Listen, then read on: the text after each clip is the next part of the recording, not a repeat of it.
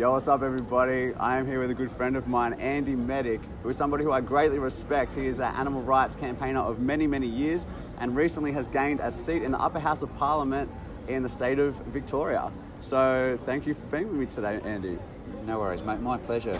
How Absolutely. are you? I'm good, man. I'm real good. We're at the conference for all the doctors who have come here to learn more about plant-based nutrition, and it's a sold-out event. It's the first of its kind in Australia, so it's an exciting thing to be a part of. And I saw Andy here last night, and I really just wanted to interview him actually and talk about what has happened recently and what a massive change we might be starting to see, because we have Andy in a position of power in a place where some very necessary and very significant changes can be made. So I thought we'd just start by, why don't you just share some of your story with us, Andy, and tell us about how you became interested in animal rights and campaigning for the animals, why you think that's important, how you got involved with the Animal Justice Party, and what has happened recently, all the recent stuff. Okay, so I had been involved through my work. I'd been 20 odd years as a construction worker. If you look up at the skyline here, you'll see tower cranes and things like that on high-rise construction. I used to be what they call a dogman, which I'd rig the load for the crane driver, tell him how to lift it and place it, but also a scaffolder on those sites as well. Cool. And through that I became involved in the union movement, because it's a very strong movement within the construction industry, and that instilled in me, or it lit the spark that my sister and my brother-in-law had put in me from many years ago, and that was to help everybody else around me, just to not just feel that I'm in this world just for me, but everyone around me. It's your moral duty to help others. Totally. And so the union movement really lit that fire, as it were. And it's a terrible thing in the construction industry. No one really goes through it and comes out the other end without being injured in some way. But in my instance, it was a very fortuitous thing, because I had been a couple of times quite seriously injured. And one of the recovery periods, I was actually working in the holding yard that the company I was working for at the time had, and that was out just out in the west of Victoria here, just out west of Melbourne, in a place called Laverton. And so what we did was that I was out there working, and it was behind a slaughterhouse, a pig slaughterhouse. Wow. And I was there for 3.5 weeks, and all I could hear every single day was the screaming and terror of these pigs. Wow. And like anybody else, at first to me that was like, a deafening thing and a horrible thing, and I didn't want to hear it. And then over the course of a couple of days, it dawned on me why that noise was there, what was happening, and that they weren't just inanimate screams or noises that an animal makes, but these were actually screams of terror. Terror, absolutely. And I couldn't stand it. Wow. I just could not stand it. And from that point on, I decided that, that whatever I did, the advocacy that I had to include non-human animals. Did people around you on the construction site have a conversation about that? Did they feel similarly at all? Oh, I've spoken with many of them, and construction industry is a very it's a very Australian thing. It's very blokish, and it's very hard to cut through with some of these people. But through just persistence and education and just drawing people in and talking to them and explaining the reasons why. Well, even on those days when they heard the screams as well, were they also affected? They were, yeah. Okay, yeah. Yeah. Cool, good to hear. So I now personally know at least 15 guys in the construction industry that I've worked with. Wow. Who've gone vegan. Whoa. As a result of those screams. Well, not just those screams, but of talking to them about what the food that they eat is A, doing to their bodies, and B, that animals that have feelings, that have families, and interests of their own, Totally. and that this is what they're sacrificing, this is what they're killing in order just to put something in their mouths. Yeah. Okay. And they've come to that realisation that they don't need it to keep their bodies healthy. Yeah. And B, that these animals they have a right to life just as much as we do. I'm stoked to hear that they've made that connection too, man. It's a very, very important one to make. Yeah. It's slow, but it's gaining momentum. Oh, just huge. like it is out in the broader community. Absolutely. Well, let's get to that in a minute. So you heard the screams, you felt compelled to add non-human animals into the type of advocacy work you were doing. What about your transition? I assume at that time you were eating pig products. No, not at that point. No, Really? no, Okay, so it was before that. Yeah, no, we had a vegetarian household. You grew up in one? No, I've been married for 30 years this year. So wow, April. Congrats, man. Thank you. Solid. That's a solid effort. It's great. Yeah. April's the best. Yeah, she's wonderful. Yeah, she's awesome. And so it was a funny thing because we would watch every now and again on the computer we would see things from Animals Australia, videos from Animals Australia, and a little pop-up would come up in the corner and said, "Do you want to know a secret?" Good one. And we kept ignoring it. No thanks. Yeah. I don't like secrets. Yeah. Yeah. And then April just said one time, I'm going to click it. And I said, well, once you do, you know there's no going back, don't you? Oh, wow. And it was all about the dairy industry. Wow. So you'd already been vegetarian for roughly... Oh, we'd had about 20 years in our household. Wow. Years. Yeah. Wow. Okay. 20 years. April had actually been vegetarian from the time she was 14. Whoa. Yeah. Switched on, man. Yeah, she was a campaigner from many years ago. When she was that age, she was walking around the streets where she grew up with a petition to stop the dolphin killing and stuff like that. Yeah, Jeez, yeah. That's brilliant. Yeah. Okay, so you already were vegetarian. You were doing it for, I assume, ethical reasons. You heard the screams that made you feel like this is something you not only won't contribute to, but you'll also advocate for. Absolutely. And then finally, after Animals Australia asked you if you wanted to hear this secret or not, you finally decided, sure, let's go there. Once we go there, you and April, we're ethical people, so you know what's going to happen. We're not going to want this anymore. And that's what happened. Absolutely. Okay, so what was that? What kind of video was it? Oh, it was just, I can't even remember the specifics. It was just all about bobby calves and like the life cycle of a dairy cow, you know, how it just, it was just awful. Just heartbreaking stuff. I mean, there's hundreds of videos out there, thousands of videos out there now. And is this a graphic instructional video? Just the reality. This is what happens. This is the truth. Absolutely. Do what you will with that information. Absolutely. And it was heartbreaking. I remember that. I remember both sort of sitting there and just, and tears coming out. It was heartbreaking. Partly because of what they're going through and partly because it's your fault. Yeah. Probably. Yeah. Exactly. Okay, so from that point, you watched that, you went, okay, vegan is the least we should do. It's all as bad as each other. Yep. You started adding animals into your advocacy work. Yep. What did that look like at the time? Well, at the time, it was just attending a couple of rallies. Okay, yeah. Because there were wonderful people organising rallies for all sorts of different reasons in Melbourne. Melbourne is an incredible city for that sort of thing. Every city, I think, is wonderful and has some incredible groups, but almost every week in Melbourne there's some sort of rally going on, or there's a conference like this that talks about and galvanises people together around a cause. And people are willing to help out on those causes. That's so that's what it looked early on for us. We went to a few of these rallies and we signed up to donate to different charities or organisations as a result of that. And then April, at one of these events, happened to see a little small stall that was talking about joining a political party. There we go. That would advocate politically for it. I've always believed that the way to succeed in this area is to gain true rights and respect for animals, non-human animals, is that we have to go through 4 different pillars, and they support each other, they're interlinked, and that's how we all succeed. And that is education, advocacy, activism, and the political struggle. Yeah. And when you marry all of those together, and when all 4 of them work together, then you actually do have the opportunity to enact change.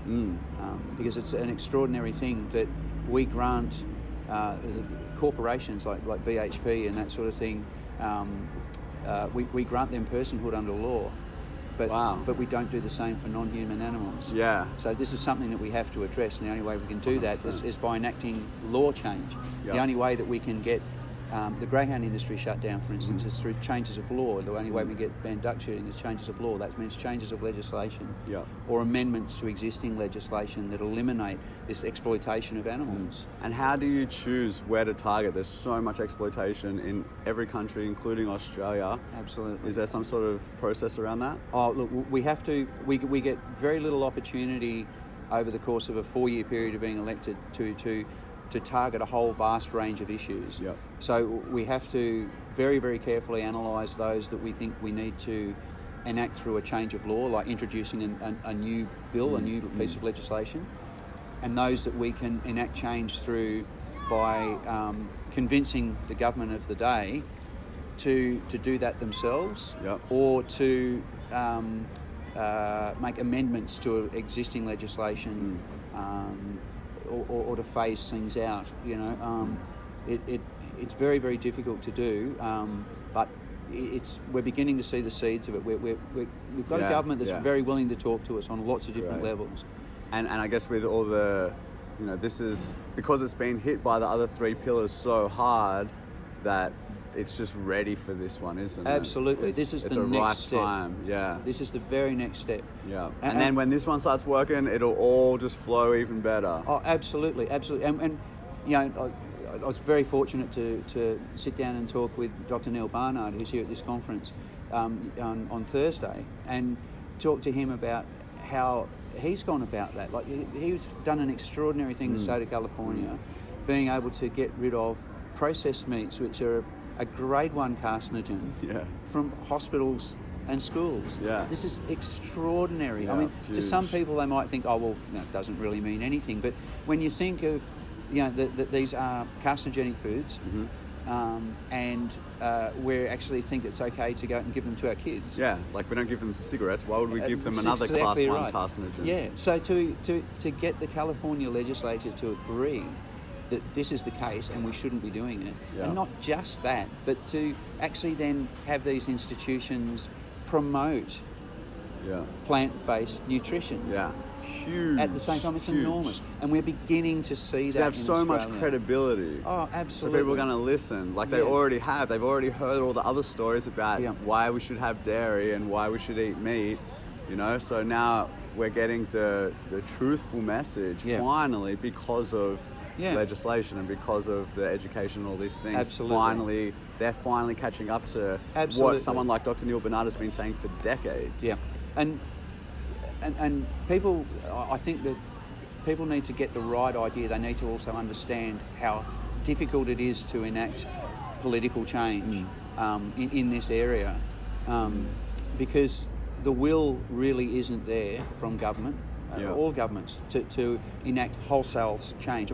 We would love to have seen a legislated vegan world last week. Oh yeah. But we have to be realistic. That's just not going to happen. You have to play the game. We do, and we have to look at, well, what are the things that that we can get done, and we will target. We're going through that process. We've targeted 4 individual areas that we think we can get real significant changes around major projects, and then all the others that we can maybe get done through other means politically. Sure. And we don't get many opportunities to do so. The government can introduce as many bills as it wants and get all that stuff done, and that's fine. But when you're in a crossbench or an opposition, for instance, you don't get much opportunity. So we're going hard on those things, and we're really campaigning hard and doing the work, convincing the moral case with all of these politicians behind the scenes to try and make sure. Seeds, man. It's exactly right. In the consciousness of that particular group. Absolutely. Yeah. Absolutely. They hear it here, and maybe initially they're totally against it, just like we all kind of were. Yeah. And they hear it again, and they're a little less against it, and after a while, these things start to make sense even to those very closed-minded initially people. Absolutely. And then suddenly you have a group. Yeah. That all are like-minded, to think the same way, and they also believe that what you're trying to do is worthwhile. For many different reasons. Absolutely, yeah. All right, so tell me, Andy, you got elected. What did that feel like? Very humbling experience. Yeah. It was the culmination of a lot of years of hard work. As you know, April and I have been working towards that moment for a long time, Wow. Basically, we had to look at what people talk about, not just in politics, but they talk about in all different spheres when you're trying to enact change. They talk about the long game. So we knew that from the first time from the 2013 federal election, that to get someone in at a state level, that campaign was going to be we figured about 10 years, maybe 15. Wow. And because we were basing it on the experience of other minor parties before us.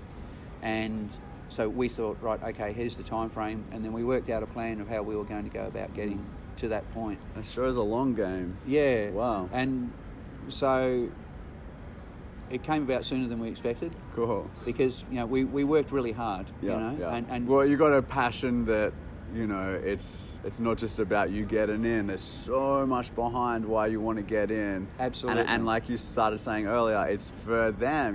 It's about doing it for them. That brings a whole nother level of effort and enthusiasm and dedication. Yeah. Which gets you there faster, I guess. Yeah. Cool. It sped the process up most definitely. Yeah. Excellent, man. And so you did your speech. It was an incredible speech, the inaugural speech. Thanks, mate. Yeah. Oh man. Like I just felt my heart was warm because to just see you, like I know Andy, and he's just such a good guy. I couldn't have thought of a better person for the job. So to see you in this position of power where you can make some real changes, I just felt so happy and optimistic for what the future holds.